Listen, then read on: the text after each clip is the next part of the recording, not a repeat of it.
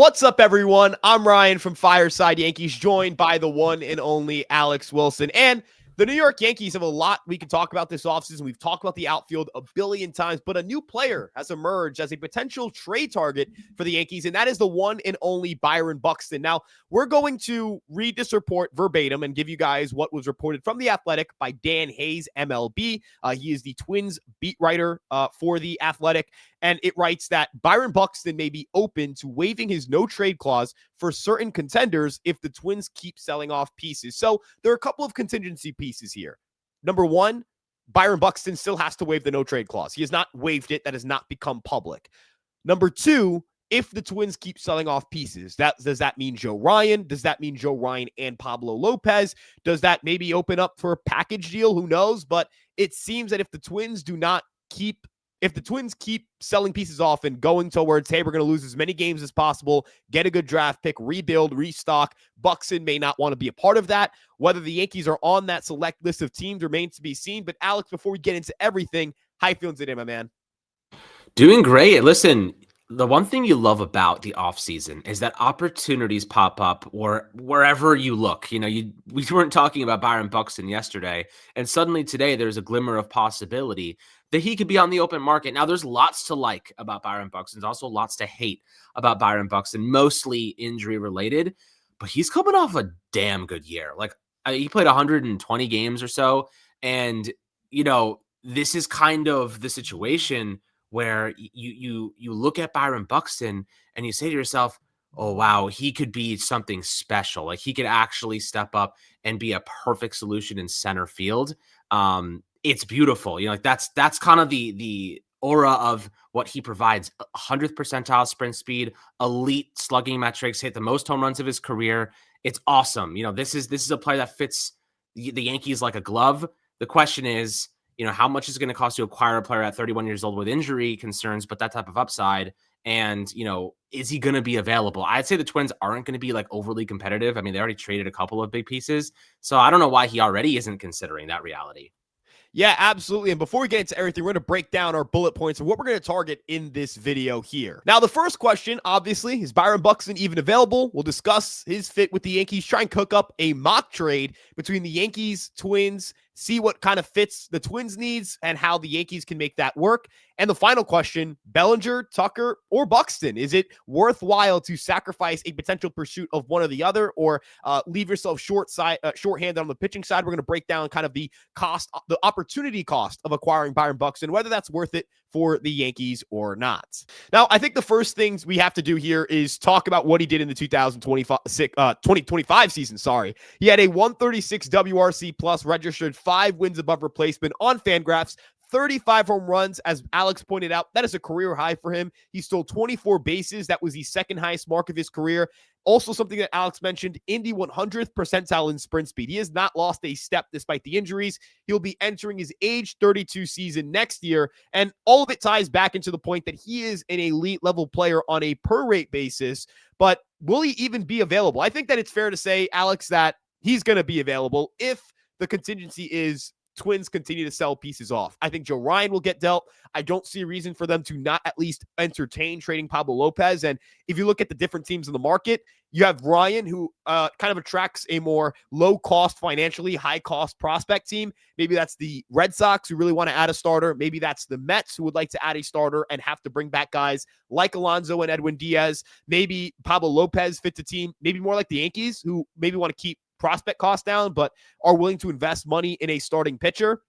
You've got other teams that kind of fit that bill across the league. The Philadelphia Phillies might need another starting pitcher. You could argue the Mets fit this as well. Out west, you have the Seattle Mariners. They might need a starting pitcher. Texas, the Astros. There are so many teams that need starting pitching help. That's not even talking about Cubs, Giants, Padres. It goes on and on and on.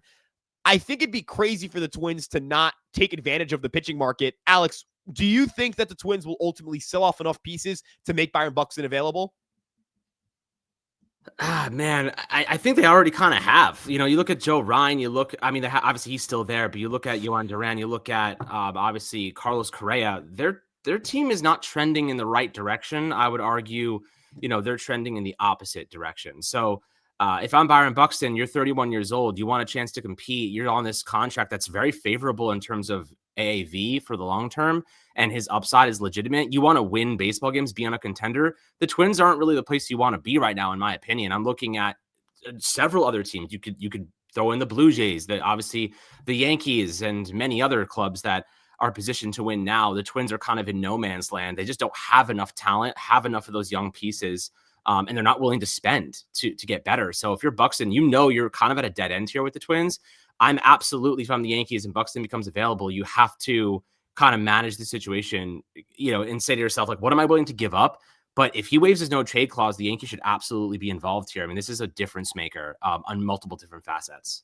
I also think it's important to note with the Minnesota Twins that it's hard to trust that even if they go for it and if they make the postseason, that they're going to put up the prospect or financial capital to invest and put a winning effort forward. We saw them win their first playoff series ever in the last 20 years. It was crazy. I mean, 20 years, one of the longest playoff defeat droughts we've ever seen in pro sports history. They beat the Blue Jays in the wild card, and they proceed to not really do anything that offseason and then follow that up with a strong first half and an inactive deadline. So the Twins do not have the trust of their players in that regard, in my opinion. I think they've lost that over the years. And I think that the Yankees would definitely present Buxton with not only an opportunity to compete and win baseball games, but also play at the biggest stage, the grandest stage, play alongside Aaron Judge, play alongside Garrett Cole. We're talking about Hall of Famers. Giancarlo Stanton could potentially become a Hall of Famer as well. So I do think there's appeal there as well. Now, when we talk about his fit for the Yankees, the number one thing I think that separates Byron Buxton from the Bellinger, Tucker kind of group is he is the best defensive center fielder of that class. It's not close. He is the best glove in that group in center field, and that is a pretty big difference maker. And number two, Alex, even if you factor in that you have to recalculate the annual average salary based on remaining money left after a trade, he would only cost $15.14 million towards the luxury tax. That is significantly cheaper than what Bellinger will cost. That is significantly cheaper than what Tucker could cost. In fact, you could argue that the Yankees might be able to sign Bellinger and trade for Buxton and pay a similar amount of money on a per-year basis than what they would to acquire Kyle Tucker. So I think financially, I think defensively, he is a great fit for the Yankees. If people want to say he strikes out too much, I personally don't care. He can strike out 28% of the time. The offense is too good for me to ignore. I personally think he might be the best outfield fit out there. Alex, how would you describe Buxton's fit for the Yankees and compare it to other guys in the market? I mean, Buxton's fit for the Yankees compared to other guys. I mean, you're looking at a player with elite speed, 100th percentile speed. You're talking about a player with elite power. He can play center field for you. Obviously, like, the question is, if you're willing to bring back Bellinger and go out and acquire Byron Buxton, like, now you have Jason Dominguez as your fourth outfield. Spencer Jones, I guess, becomes a trade piece. I mean, Dominguez also becomes a trade piece in that instance. Your outfield on a healthy day is probably the best outfield in baseball, and it's not even a question. His ability to play center, Bellinger's ability to play center, but also, like, Buxton's going to miss time. Like, let's be honest with each other here. He's going to miss at least 40 games every year, and if not more than that. So you need to have your Jason Dominguez. You need to have your Spencer Jones of the world. Like, you need to have these guys available. Now you could try and DH Buxton some days. Obviously you have Stanton there, so you want to give him some time off, where he probably gets hurt like he usually does every year too, especially with the elbow issues. So, like, you just have a bunch of guys who, are oft injured that can, like, kind of piece the puzzle together, but then you have that flexibility. I just kind of look at the situation at hand with Buxton and just the upside. He's hit 35 home runs in 124 games, was it? 126 games, 35 homers, 83 RBIs. Like, this is an awesome kind of situation. So I'm pretty excited about the idea of, like, if he became available, what it would look like. I just don't know what it's going to cost. And that's kind of where I'm concerned about it. Yeah, and look, I fully agree with the concerns. The injury concerns are real. And if we're being honest about where Byron Buxton's injury and health situation is, I know he played the second most games of his career, but reasonably speaking, I would project him to play fewer games than he did this past year. He's another year older. That's just, I don't think that's a particularly hard thought or illogical thought to reach. But if he reaches that 120 game plateau again, I think you're going to be more than fine with the production you get. I've got to say this about the Dodgers, and I'm drawing a crazy parallel here because I've been thinking this for a while. The Dodgers, not that they weren't built to win regular season games, but the things that made them a great playoff team were their starters were healthy at the right time. If Buxton is healthy at the right time, the fact that he doesn't play 162 games doesn't matter. That only matters for the regular season. Things that matter for the regular season. You need to have a fifth infielder that can rotate in and out of the lineup and provide decent value. You need a good backup catcher because your catcher is not going to play every single game. You need 5, maybe 6 good starting pitchers or quality starting pitchers. You need 8, 9, or 10 guys, or at least major league level relievers to just get through 162. In the postseason, you need 3 to 4 starters, 5 to 6 relievers, and 9 good starting position players. That's it. Maybe a platoon, but things such as injury reliability don't matter if the player is healthy at the right time. And you can't bank on a guy being healthy at the right time, but you can certainly do things to improve your odds of that, whether that's giving a guy extra rest. You mentioned Jason Minguez in this. I actually think this still works well because you can give Buxton scheduled off days during the regular season to maintain his workload. Say, hey, you're going to play 4 out of every 6 games in center field and 1 of them at DH. Then you're going to get another game off. I think that's a really good way to limit the games played, limit the fatigue on his body, and hope that come postseason time, he's ready. And it's a very interesting and weird way to construct your roster, but I don't think the Yankees' problem is getting to the postseason. It's making sure they're the best roster once they get there, because Byron Buxton needing to play 5 or 6 games in a row isn't a thing that he ever needs to do in postseason play. You never play more than 3 games in a row in the postseason. Ever play more than 3 in a row. So I don't need him to ever play more than 3 in a row in the regular season. Why would I need him to do that, right? So I'm building Byron Buxton and his playing time to be ready for October. That's it. That's all I need him to do. You want to wrap him in bubble wrap the last week of September if you're out of the division, but you have a playoff spot or the division's clinched? Sure, go right ahead. I don't care. They can bring him in and have him on a, hey, we're going to have you ready for the postseason plan. Blake Snell gave the Dodgers, I think, 60 innings in the regular season, dominated in the postseason. You look at their rotation as a whole. I mean, Glasnow didn't pitch the whole year. Kershaw didn't pitch the whole year. I know Yamamoto did, but I think there are ways for your position players, easier ways to get them through the 162 and then have them ready for the postseason. I think the Yankees can do that with Buxton. Alex, is there any concern you have besides injury that would come up for you when it comes to Byron Buxton? Any concerns? I mean, listen, like the sprint speed isn't declining, so I'm not really worried about his range in the outfield. Obviously, last year, when you just look at his, kind of defensive season last year, -5 DRS. That was the first time in his career he went negative with that, but he still had 3 outs above average. I'm not overly concerned. I think he's, historically a great, defensive player. But then you look at his whiff and strikeout rates. Obviously, those are kind of high, but like you don't really care. The other fit is just Yankee Stadium in general. He's a big pull hitter to left field. So like, what do you think about that? I mean, that's kind of your realm of analytics. Like, do you think that pull problem is something that could pop up as a issue? I think you'll lose some home runs maybe to like left center. That's where I think you can lose some home runs, but I don't think it's going to be that big of an issue because a pulled fly ball is a pulled fly ball. Unless it's an outlier left field, you think of like Fenway right field. Fenway right field is a weird right field. It's very deep. So pulling your fly balls to right field and like Wrigley, it's not as productive as pulling them at Yankee Stadium to right field, but left field at Yankee Stadium is pretty normal. It's left center that's weird. So I think Buxton's still going to be fine there. I think he'll still be able to hit for power. That's not a concern for me. I think that it's not a ballpark that'll make him better. It's not a ballpark where he'll unlock more, but it's a ballpark that'll just keep his offense relatively the same as it usually would be. And I think that's where I'm at. And I do agree that you do have to mention the strikeout and whiff stuff just because he's 30. He's going to be 32. If he has an elevated strikeout rate next year, that would signal maybe the start of the end. And usually lose bat speed at like 33, 34. So he's getting up there. But again, 3 years left on his deal, $15 million a year. I don't think you're even going to need to get that much value on a per year basis in the regular season in order to justify the money. The question becomes the prospects. I think we can agree that what you will get financially in terms of flexibility, you will lose in prospect capital. The Twins, I think, could use starting pitching. Any team organization could use pitching prospects.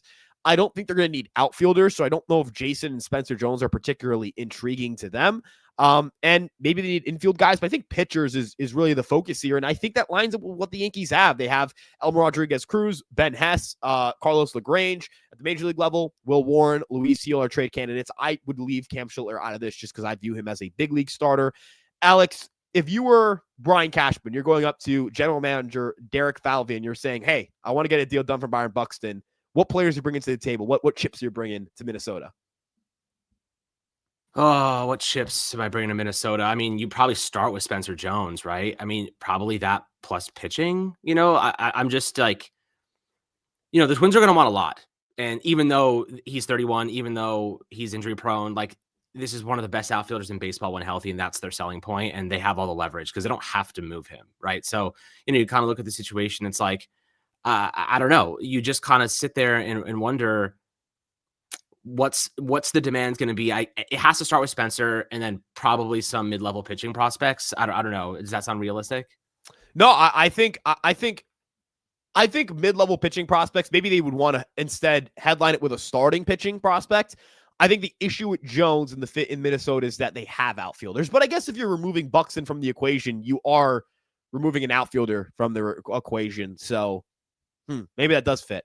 I do think the guys I look at for like Minnesota and what they would like, I look at Elmer Rodriguez Cruz as he's a major league starter.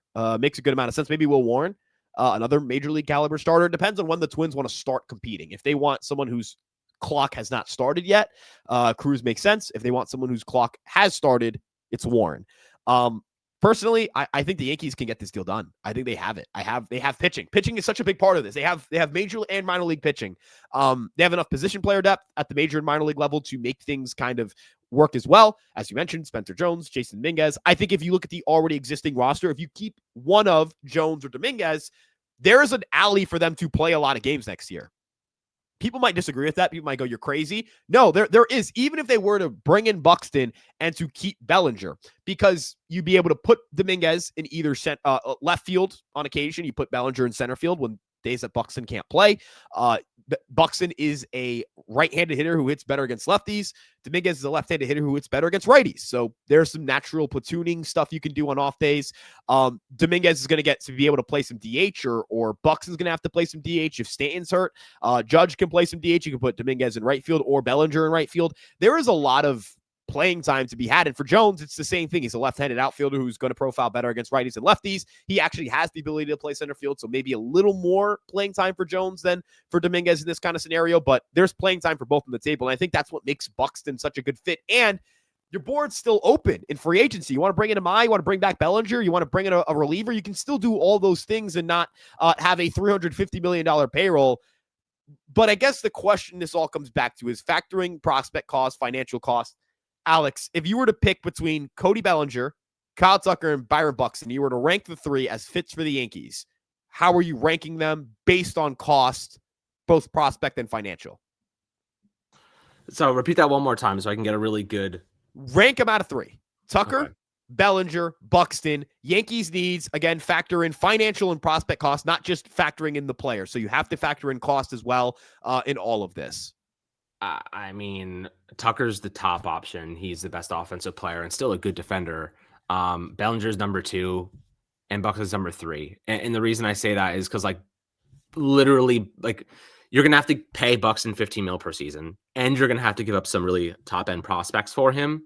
But you also look at his games played, man. Like, you're talking about 126 games is the second best amount he's played in his career. Most of the time he's not even hitting 100. So, like, there's a huge concern there. I was thinking Buxton plus Bellinger, but if I have to choose between one of those three, it's Kyle Tucker, Bellinger, and then Buxton, just because of the value you're going to have to give up plus the injury-prone element you have to consider.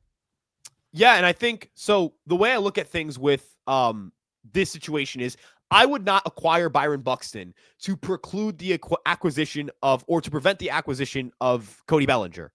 Because I do think you need someone who's going to play 150 games out there in the outfield. If it's Buxton and Bellinger, I would argue that is better than just signing Kyle Tucker. That is what I would say. And I'm the biggest Kyle Tucker guy on the planet, probably on the Yankees side of things. And the reason I say all this is if you acquire Byron Buxton to play center field and you acquire Cody Bellinger to play left field, Alex, I'm going to read this lineup off to you. And I want you to just kind of give me your raw thoughts, just a mock lineup off the dome. You lead off Ben Rice. You lead off Byron Buxton. You hit Ben Rice second. Aaron Judge hits third. Cody Bellinger hits fourth. Giancarlo Stanton hits fifth. Jazz Chisholm hits sixth. You can put Wells seventh, Volpe or Caballero eighth, and McMahon ninth. I think the bottom three, you still have question marks about it, but if Wells is a little bit better than he was last year, just a tad bit better, I think you're going to have a pretty darn good lineup. That top six, though, Alex, oh my God, right? Like that's, oh my God. That's so good. And Yeah, you're and really that's athletic. yeah, and that's not even considering the fact you still have Jason probably in here or Spencer, depending on kind of which one they build a deal around. But like, and then you have in 2027 like George Lombard Jr. on the upswing. So yeah, like that top six is elite. That top six is going to power you past good teams, and they're going to beat good pitching. And that bottom portion, like yeah, they're spotty, inconsistent, but they do enough. Like they're bottom of the order bats for a reason. And like you kind of put yourself in a position here where, you know, if you're the Yankees, like you're gonna get lucky. McMahon's gonna get lucky sometimes. Like Volpe's gonna hit 15 plus homers a game, or rather a season. Like Jose Caballero is a good contact hitter. Austin Wells I think had a down year last season, is much better than what we saw. He has started to pick it up in the playoffs a little bit. Like I think he could, if he just gets a little bit better, you know, that bottom three rather, is more than capable of holding their own and giving you, even if it's 90 WRC plus, most teams have like 90 WRC plus guys in the middle of their lineup, not the bottom three. So like, you know, you're looking at the top six of your lineup, like straight up elite. Every player's really good, and some of them can steal bags. Also adding that athleticism, like with Buxton, and then you have you know, guys obviously like Volpe, and you have guys like Jazz who can steal bags too. Caballero, one of the best in the game. Like you have so much athleticism now on your team, and these guys aren't just going to hit power all the time. Like you do have contact guys on this team as well. You know, Buxton last season, you know, hit 264, so he's still, I mean, 327 OBP. So like you're not looking at him like a judge, like he's walking all the time. But he puts the ball in play, and you like to see that. So and look, long term, we'll see what happens. You know, we'll see what happens at shortstop. But I actually like, if you have Buxton in this lineup, I actually like Caballero starting a lot of games at shortstop. So I will also say a lot of that with the bottom three is, I mean, we know McMahon's a great defensive third baseman. Wells has shown through his first two big league seasons he is a very good defensive catcher. Volpe had a bad defensive year last year, but the resume suggests he's a good defensive shortstop. If your third base, shortstop, and catchers are great, like kind of clump them all together, average WRC plus of 90, as you mentioned, and all of them are plus defenders at their positions, those are going to be three guys who are contributing a good amount of value to your roster. I think a lot of, and then you look at the outfield, Bellinger in left, Buxton in center, Judge in right. In your infield, McMahon, Volpe, Jazz, Rice. Catching, Wells. Like that defensive group is disgusting. This team could finish as a top 5 defensive team in the league. They could finish as a top 10 base running team, and they could finish as a top 5 offense. When you talk about well-roundedness, that is how you are a well-rounded team. And you have star power in Buxton and Judge and Bellinger and Jazz and Stanton. You've got star power. You've got good depth. You've got good, strong defensive play across the team. Ben Rice would be your worst everyday defender, and he's your first baseman. I think that is the team to beat in the American League. I really do think it is. The questions become, how do they address pitching? Can they add a starter like Tatsuya? Are they still going to be capable of adding a reliever on top of all of that? Those are some fair concerns, but if they can make it work where they acquire Bellinger, Buxton, a starting pitcher, and a reliever, that is the best team in the American League. And I think that's where, I'm not saying you have to acquire Buxton, but I think we can agree it is a worthwhile venture to at least ask, to at least call. There is, of course, the stipulations of he's got to waive it. He's got to be willing to leave. The Yankees have to be one of the teams he's willing to go to. It was stated in the report he's going to have a list of teams. I don't know if the Yankees are going to be one of them, but if they are, they've got to go after this. I think that's a fair way for me to end it. Alex, is there any final thoughts you have on Mr. Buxton himself? I mean, man, listen, like you have him healthy for the playoffs, and you have a dynamic force in your lineup, and you have a great center fielder too. So he would be a fantastic acquisition for this team if they could do it, and he stayed healthy. You get lucky in that regard. But the Yankees have the pieces to manage his workload. I think that's the most important thing here. The Twins didn't. Like, they didn't have the pieces to spell him at times and give him time off. Like, you need Stan's going to get hurt. Like, Buxton's going to get hurt, but you have Jason sitting there. You have good players waiting. I mean, for right now, Grisham's on the QO. So, like, who knows what's going to happen there? This team has more than enough talent to survive. You could stick Stanton in the outfield and right field for a game or two. Like, you can do that. Like, he proved he's capable. You can spell, some injury issues, in my opinion. And Listen, Buxton is going to change the outlook of this team. He's going to change. He also instills a really, really good veteran presence among a very young team right now, aside from a couple of core vets. But a lot of young guys on this roster, and he's a leader in many ways. So I think a really, really talented player. You add a guy like Buxton, you add another bullpen piece, and again, 15 mil per season for a guy like Buxton is an absolute steal in terms of value. You get yourself, like you said, a big time reliever to pair with the core that the Yankees have built at the deadline. And maybe you bring in a guy like, a starting pitcher like Imai. Like, you can do a lot of good stuff here. You have the financial resources. I think trading for a player that has a lower AAV, lower salary, and maximizing some of that young talent right now, like a Spencer Jones, even, I don't want to trade him. I want to make that very clear. I don't want to, but for the right price, anyone's available.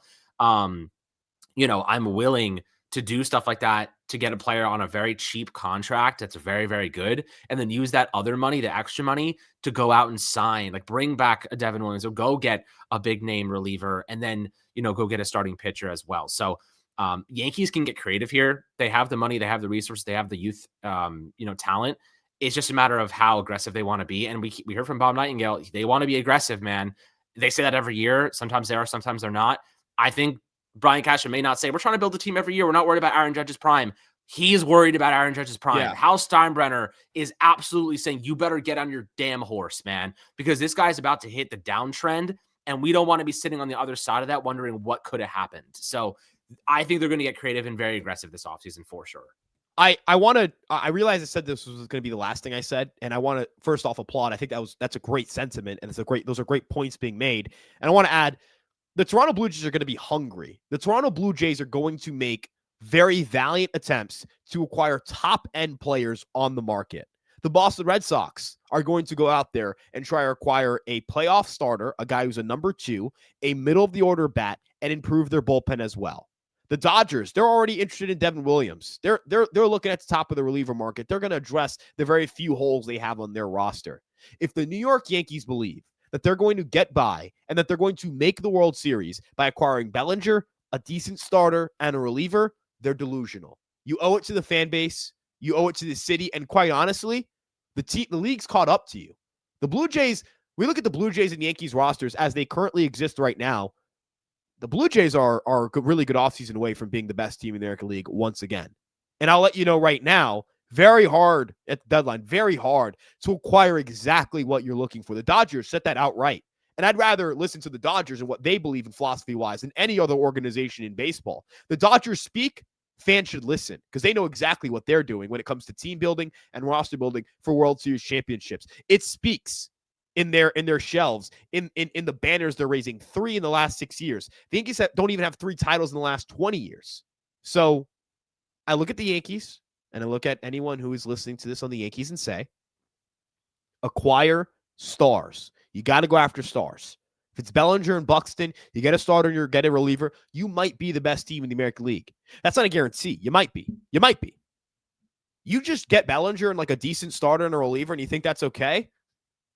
You can finish third in the American League East, knock out in the wild card round, and tell fans that it was a crapshoot and that, it was all luck, and you were as good as everybody else in the dance.